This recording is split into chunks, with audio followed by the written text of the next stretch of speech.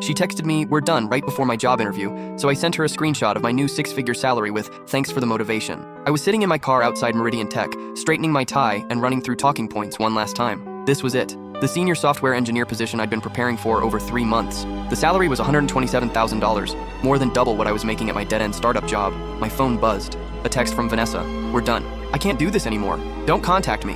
I stared at the screen, my stomach dropping.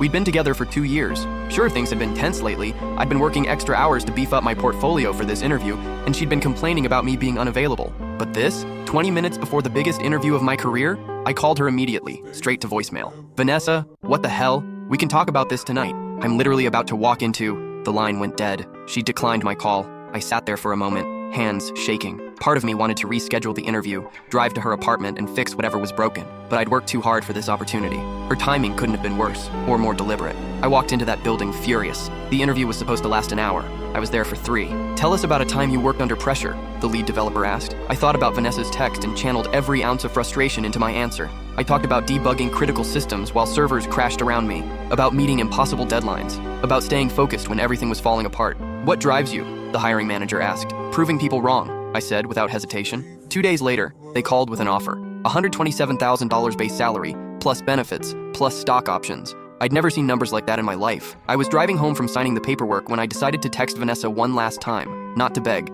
not to apologize, just to let her know what her motivation had accomplished. I screenshot the offer letter, the salary highlighted in bold, and sent it with a simple message. "Thanks for the motivation." She responded within minutes. "Seriously? You're being petty right now?" "Petty?" I typed back.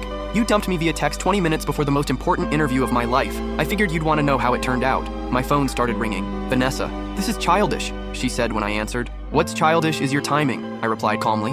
"You could have waited 4 hours, but you chose to blow up my life right before I walked into that building. I was emotional. I'd been thinking about us all morning, and you decided to make it my problem at the worst possible moment." She was quiet for a long moment. "I didn't know the job paid that much," she said finally. "Doesn't matter what it paid. You made your choice when you thought I was going to stay broke." "That's not..." "I never said..." "You didn't have to say it," I cut her off. "Your actions said everything." I hung up and blocked her number.